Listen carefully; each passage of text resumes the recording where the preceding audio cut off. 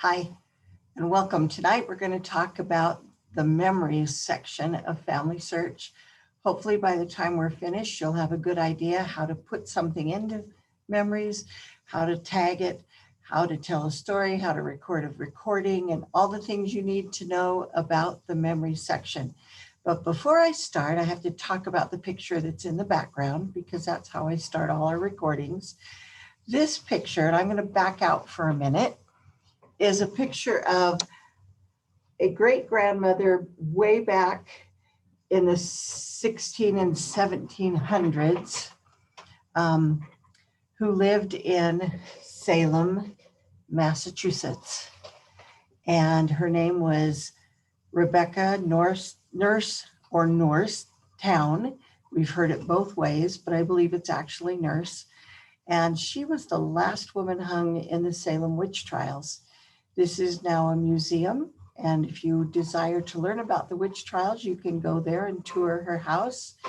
And this is a picture my daughter took when she was back there once, but unfortunately the museum was closed because she was there at a time when it wasn't open. But it's a neat picture, and it's something important to our family history, so it's something that belongs in Family Search. I'm going to share my screen real quick. What the goals today is to make sure that when you finish, you know how to access the memory section, how to work within it, and hopefully feel proficient enough that you can and will start attaching your own memories. I'm going to share my screen, so give me just a minute. Hopefully. There we go. Hopefully you're now seeing my screen with my Family Search open. So I'm going to advise something before we even actually get into memories, something that's helpful to do.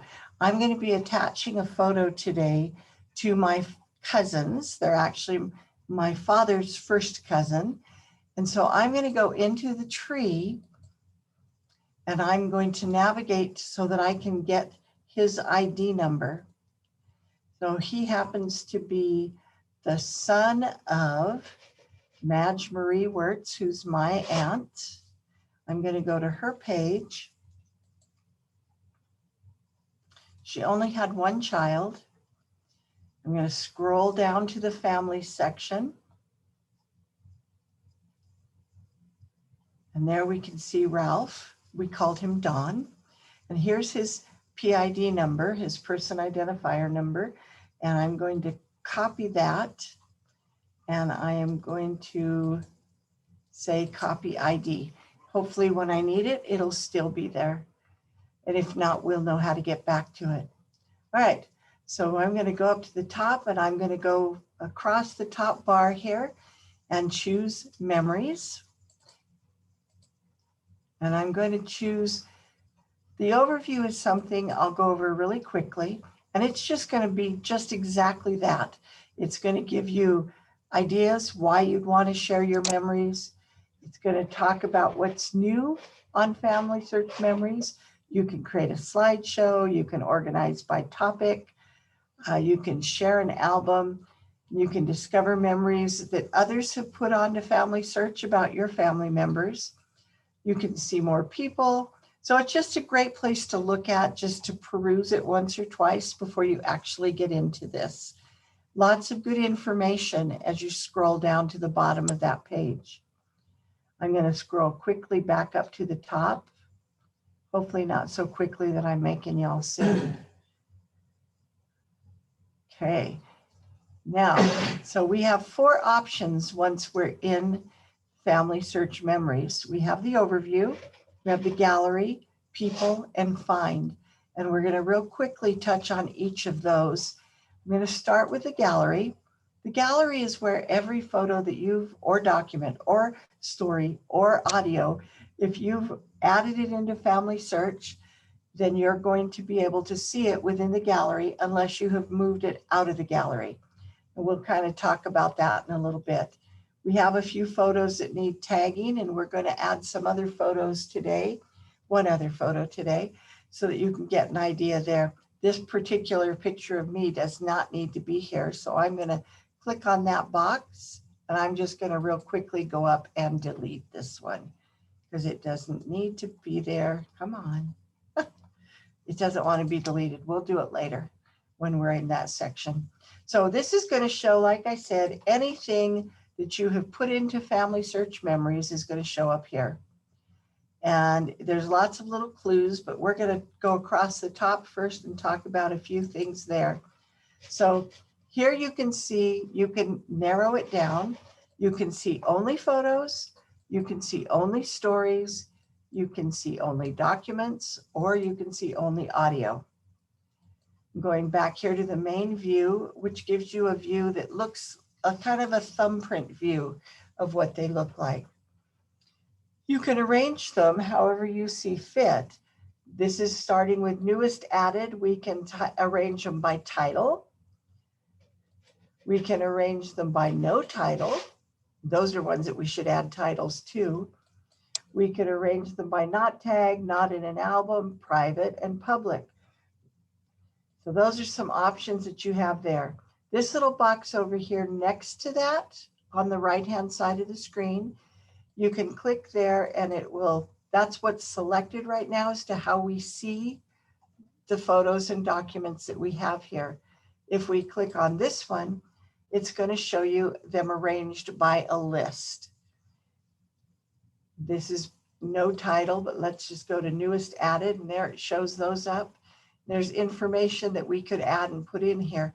Having a title is important to help people understand what the photo is, why it matters. So you're going to want to put in a name of the person or people. And if they're women, you're going to want to also include their maiden name, because those are different ways that they're going to be searchable for others who would be related to you and might want to find those photos. Adding an event place is great just because it gives context to the photo, but it also will help you. Let's say you put in a photo of someone who was married in Boston, Massachusetts, and you were going to happen to go visit Boston, Massachusetts. You might be able to go and locate the church or the courthouse where those people were married, just for fun to see those things. In the case of a death, it's nice to have that information because it'll help people be able to find the grave site. Adding a title, a date, and a place. So something we will talk about more as we go in and actually do that. And then here is a little search, a magnifying glass, where you can go in and you can look for certain things. Like I'm going to say Mattoon, and see it already has pulled out the 4 pictures that are related to somebody that had something to do with Mattoon. So that's just a great tool. I'm going to go back to the original view, and I want to talk about what's over here on the left-hand side of the screen. My Memories is what's in your gallery. So you might find people with 5,000 of these. I only have 168. My family wasn't big on keeping these things. My archive is where you're going to put something that maybe you don't want it in your gallery for some reason, but you don't want to delete it, so you can put it over in your archive. Recently deleted will hold anything that you delete for 120 days, which is a great blessing if you accidentally delete something by mistake. So this is a great one to remember that it is here. Bookmarks are pictures that you have bookmarked for one reason or another. Sometimes they're pictures that someone else has put in that you just want to have to look at. And sometimes they're things that you just want to remember and be able to have access to. Albums are simply that. They're an album. You can take it and say anybody that has a beard is going to be in this album, or anybody that's related to this family can be in this album.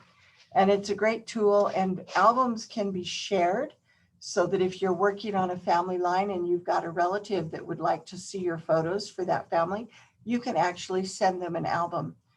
Albums there's a possibility of them being visible online and open to anyone. So you might want to be careful if there's living people or sensitive photos that you don't want to share. Don't put them in an album. Maybe don't put them in FamilySearch, but that's your personal choice. Notice the options you have up here. It says that the album is made by me. I can add a description of the album. I can share it. I can delete it. I can reorder the pictures, but I can also turn them into a slideshow. So that's a very fun tool. All right, I'm going to go back to the gallery now. And we're going to actually look at adding a photo. And as we do that, we'll talk about some of the things that we need to do when we do the adding. It's a pretty simple process to add anything into the gallery. You click on this plus sign. And before we move on from the plus sign, I want to give you a little blurb of, I'd like to encourage you to read what's on this opening page. It talks about FamilySearch being a family-oriented site. It needs to be appropriate for all ages, and all added memories are public. And it asks you to review the submission agreement and the upload guidelines and policies.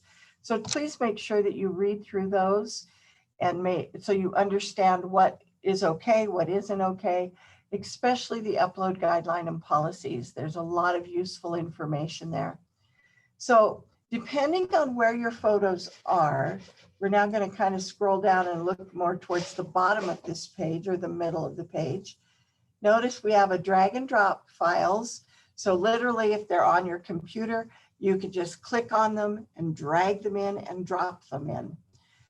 Or you can upload it from another source, such as a flash drive or a camera. So it's worth looking into those. Notice it tells you all these things that they support, and they're up to 15 megabytes. So keep that in mind. We've got a lot of picture options. Creating a story is a different method, and we'll talk about that after we finish the photo. So I'm going to say choose file because I know that the photo I want to add is on the desktop already. So I'm choosing the photo file, and I go up and I click on desktop, and we're going to look down here, Don and Sheila Naslund. Like I say, this is my cousin and his wife. And that's as quick as we do it. There it is, right there, already loading in. And this is a picture of their wedding. Now, we can tag it, we can title it. We're going to title it first. And we're going to say marriage of Don Naslund and Sheila McQuilkin. And this happened in 1955 in La Jolla, San Diego, California. So I've given his name, her name, a year, and the location. So now that's in there. I'm going to click on the photo. And there we already see the information up there. And I've got Sheila in under her maiden name. And there's the photo. Now to tag it, that means how I'm telling FamilySearch who was in this photo. So I'm going to go over here and I'm going to click on his face. I'm starting with Don because I know that he's already has a photo in FamilySearch. And so I want to make sure that you see the two different ways that photos go in. So he's Don, Ralph Charles, Don Naslund. And we're going to click on that. And we've already got his ID number, so we don't need it. We click on that, and now it automatically knows that it's there and it's attached to him. Let me show you what that looks like. I'm going to open up FamilySearch again. It knows that it's me still. I'm going to go into the tree. I'm going to go find Don.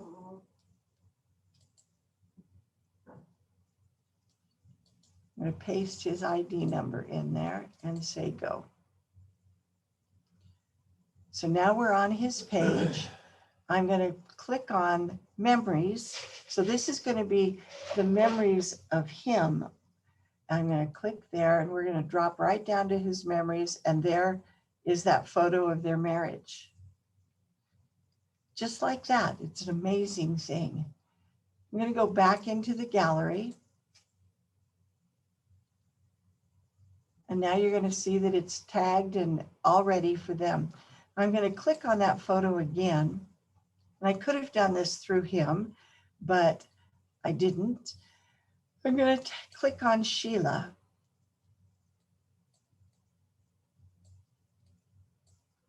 And we're going to put her name in here. Sheila Kelly McQuilkin. And I'm going to say add new. Okay, now I have to go in and attach her to Family Tree. So I'm going to click on that blue bar. And I can't do that because I do not think she's in here yet. Okay, so I'm going to go into the tree and I'm going to go to Dawn. Doing it the wrong way, I apologize. I'm going to click on him here. I'm going to go into his person. We're going to go into his details page. Scroll down to family. And we're going to add his spouse. This is not really necessarily part of the memory section, but it is in the sense that sometimes you're going to add things that not everybody's mentioned in. So we will run through this fairly quickly. Sheila, I have to spell it right. Sheila Kelly McQuilkin. Okay, she is a female, she is deceased. Okay, we're going to enter the date of her birth. She was born the 4th of August in 1934. And she was born in Cary, Hudson, New Jersey.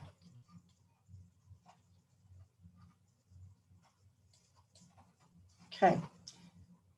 And we also know when she died. She passed away the 20th of May, 2007 in San Diego,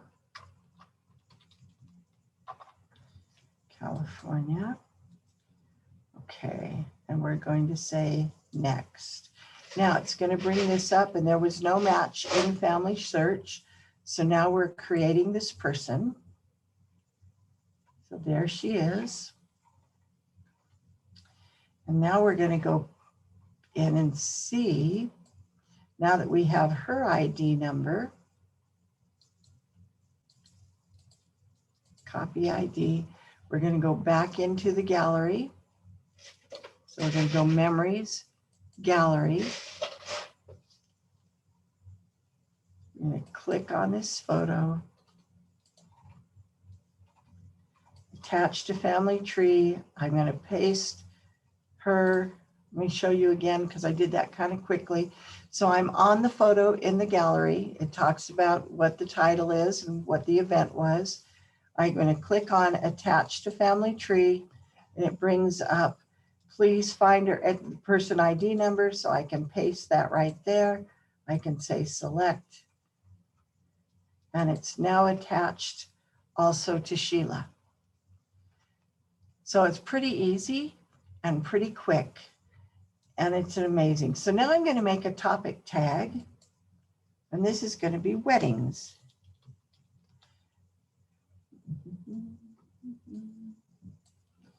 So I'm going to say save, and I'm going to add the event date, which is the 8th of January, 1955.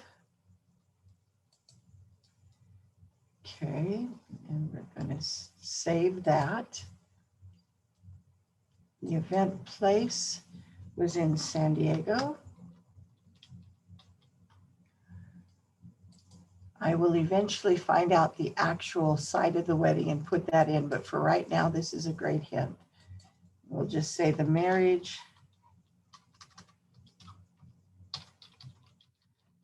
of Don and Sheila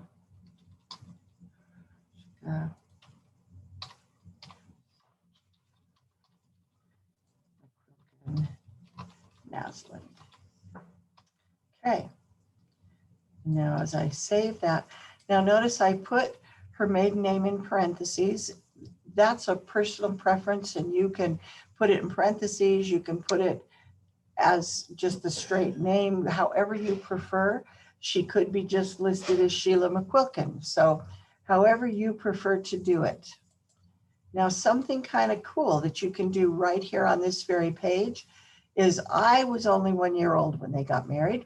So if I was there, I don't remember. I probably wasn't. But here, if I did, I could record a memory. I could also record my memories of them because they served as an aunt and uncle for me. My father was an only child, as was Dawn, and they were first cousins, and they were, in essence, my aunt and uncle. So I could talk here about them and record memories of what I knew of them and how I felt about them. So it's just a really, really nice thing to be able to do. Now notice up here under the title, we have a couple options. We have actions. If we click on that, we can rotate it, we can download it, we can add it to an album, all these things, and we can delete it. Now, just to let you know, only I can delete this photo. So if you put in a photo of someone, no one else has the ability to come in and delete that photo. You can bookmark it, which means that it's going to be added to your bookmark folder, which is something you would do with a photo maybe that you find of someone else that you maybe don't have a photo of, and you'd like to have a photo somewhere that you can look at it, and it'll go into your bookmark album. And I'll remind you where that is when we finish this. I'll go ahead and check that you can share it from here. So I could put this on Facebook, Twitter, Pinterest, any place like that. I can email it to someone. So it's a great way to share. So if you happen to have a family Facebook page for one side of your family, you could put it on there and see what I found, that kind of thing. That would be really nice. Now, report abuse is where you would go if you found this photo to be offensive or whatever. So it's just kind of but a place where you can air your grievances at times. Also, we have a public and a private. Private is most useful, or most often used, I guess I should say, when you're putting in a photo of someone who is living. And if someone is living, they may not want their photo available to anybody to see.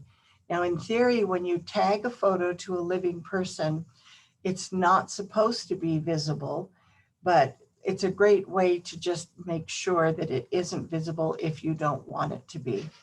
If you're posting a photo with living and deceased people in it, you may simply not want to tag the living people, but that's also a personal choice. So over here, let's just review what we did. Come on. We've got 2 people that are tagged in this photo. We have the details over here. Excuse the glitch, for some reason that's not going away. It will.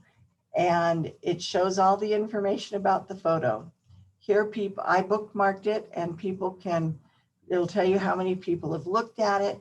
Here's where you can go to see the original, to recenter, sorry. The original's this one. Gosh darn, that little box does not want to go away. Hopefully we didn't just mess up his tag, but we might have. But if we did, we'll fix it. I'm going to move out of this screen. There, thank you. Go back into the gallery here. I need to refresh this page because it doesn't have all the information on it.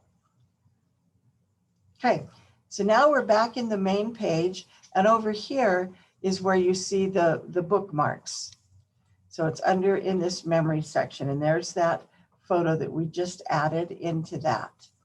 Now, if we wanted to add a story. You would click down here on create a story,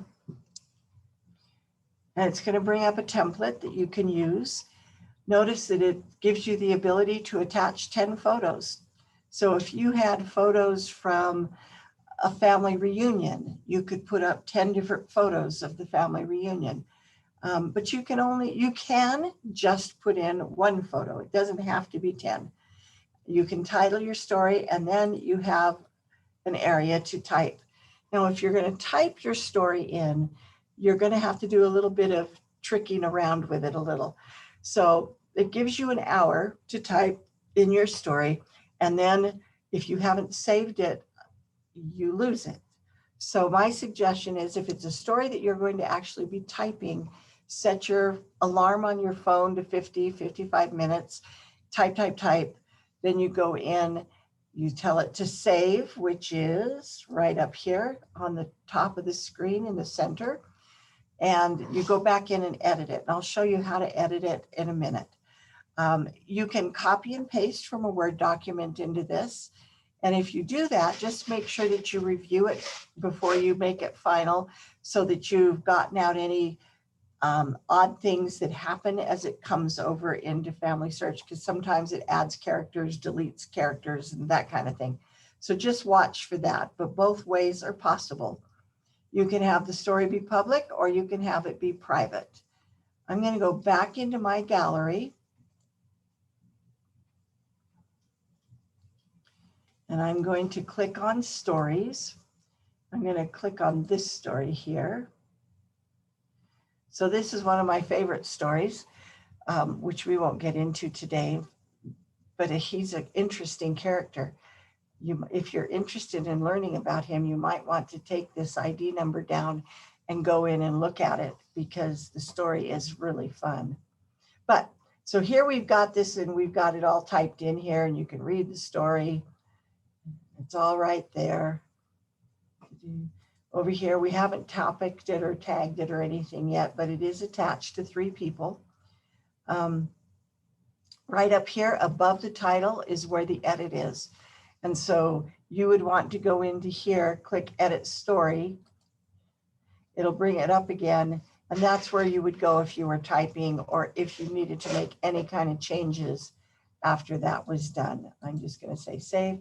This, unfortunately, is the only picture we have of him, or fortunately, at least we have one. And so it's a treasure.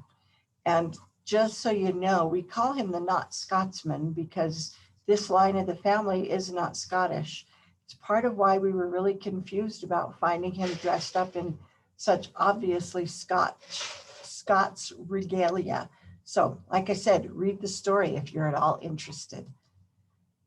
Okay, I'm going to go back to the gallery again. Now, once we're back in the gallery, remember that you're going to press that green circle with the plus sign to add anything into the gallery. But we're going to go up and look at a few other things.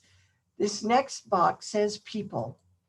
And when you go into people, it's going to bring up however you choose for it to start, but the default is close relatives.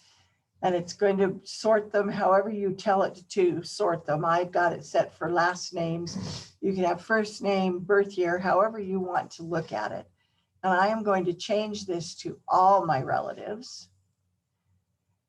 The nice thing about this is when there are people that you actually don't know, or you're looking for stories to share with grandchildren or children, or just for a family reunion, this is a great place to go.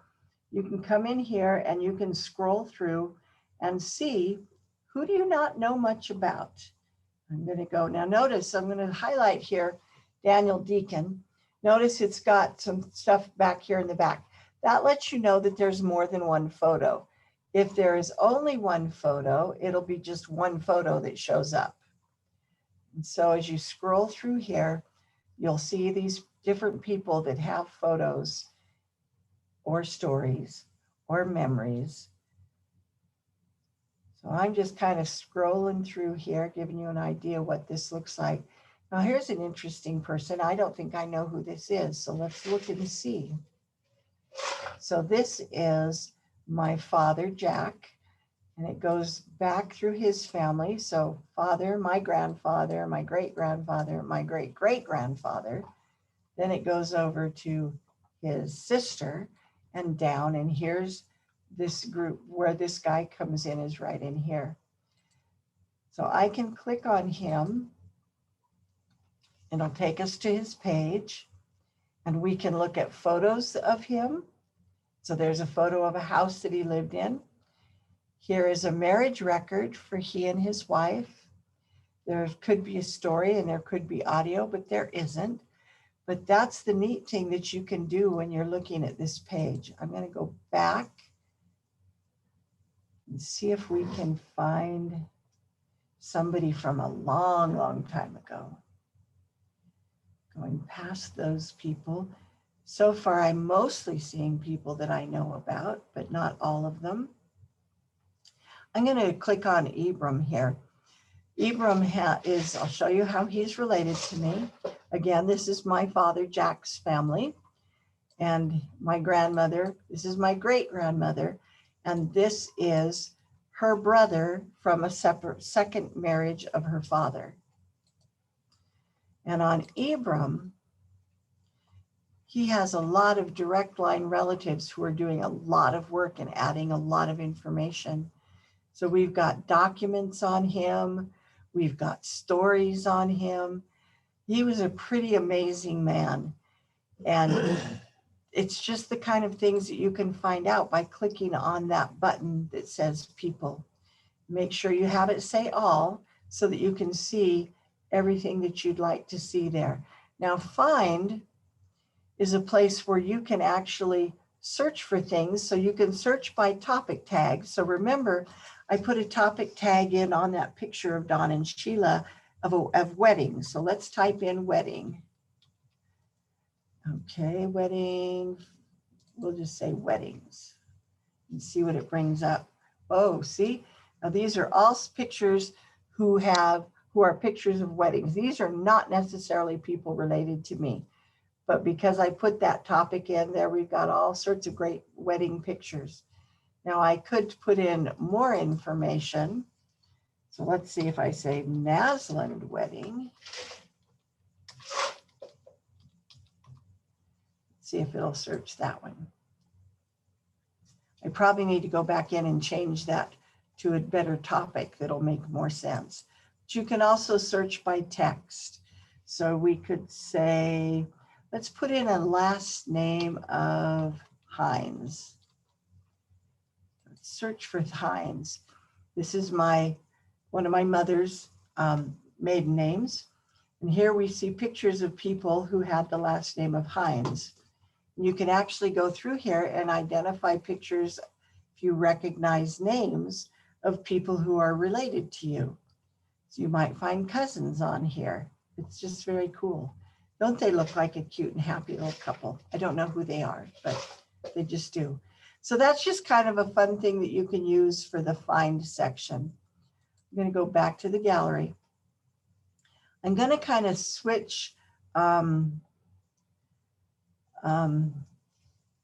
directions here for a minute. I'm going to see if I can move this over. There. I wanted to show you some pictures. I'm going to tell it to stop sharing and come back to this screen and see if I can make this work. So I want you to show you the very best way. Okay. Let's go back to the screen share. The very, very, very best way of all in order to add pictures to your, not pictures so much, but audio. So I wanted to talk about audio for you for a minute. So right now you should be seeing a picture that looks like a page. This is a page from my app store on my iPhone. In Android, it's going to be in your market. And you're going to type in FamilySearch Memories, and it's this little green box with a tree in it.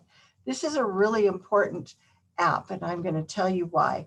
But I wanted to show you, number one, what the app looks like, because this is what you're looking for is this box and this title, the Family Search Memories. And you can type right into your search in your app store, Family Search Memories, and you will come up with this. Once you have it loaded and you click on the app, it's going to open up into your gallery, maybe. And this is what it's going to look like. It's going to show you a view of the gallery pictures. You can scroll up and down to look at them. Up here, you see we have an option of photos, again, documents, stories, and audio. And down at the bottom, you can go into your memories, albums, find, and even more. I didn't click the more one, so I don't have an image of that. But there is that green circle with the plus sign that looks just like the one that's on your computer. Okay, I'm going to click on the next one. Hopefully it'll come up faster than this one did. So once you click on that plus sign, it gives you all the options that you have how to add something using your phone. The top one is add a document. So let me click on that.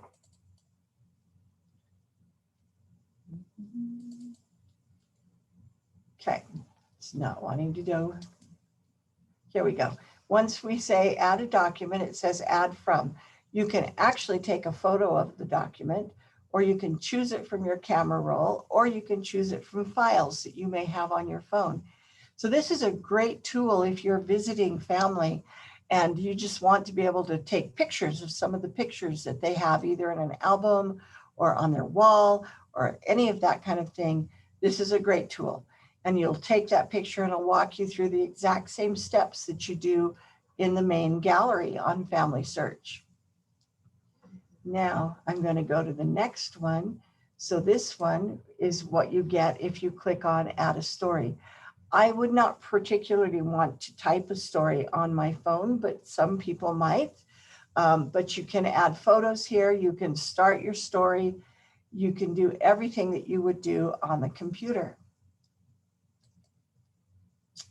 Now, this is the one that I think is the most important and the most impacting. When you click on audio, you can actually use your phone to record a memory right into the gallery without even having to do much. So if you're sitting and talking to a relative and you've asked them, you know, is it okay if I record this? You can press the audio record button, and then you ask them the question, have them talk, and you can actually have that memory write that fast into your gallery and into your memory section. And it's a great tool. You can record generally 5 to 10 minutes. You could record a little bit longer. The recommend is 5 to 10 minutes because that's kind of the attention span of a lot of the people that will be using these. And it only will do up to 15 megabytes. So it's about that kind of a time frame. But this is a wonderful tool for using to go when you're doing your family search and when you're visiting with relatives. I'm going to snap right back through these. There we go. So in audio, let me show you what audio looks like on here. I'm going to go in there. I know. I have an audio stored in my archive. Now this is what an audio recording looks like. And all you have to do is click on the play button and it will play. It won't do me any good to play it for you because it won't help. It won't play it. But if you'll play it, but you won't hear it. So if you see these, go ahead and click on them and listen to them. And I'd like to encourage everyone to make sure that you record your stories. Don't leave your stories for your kids to tell, and tell any story that you know of your family members, because they have proven that it is in 3 generations, a story will be lost forever. And so we want to maintain those stories and keep them for as long as we can. So once again, from the gallery, I'm going to go back into my memories. You click on the plus sign to add memories. You can upload them, or you can choose files. You can create a story, and you can put an MP3 or an M4A in if you've got a recording already done somewhere else. Now, hopefully I've covered everything that you'd want to know about this. Let me show you on the main page. Here's where memory sits, right here at the very top. And so don't be afraid to go in and try it. See if you can make it work for you. Tell your family stories and tell your stories too. Thanks. Hope you enjoyed this, and let us know if you have questions. Right.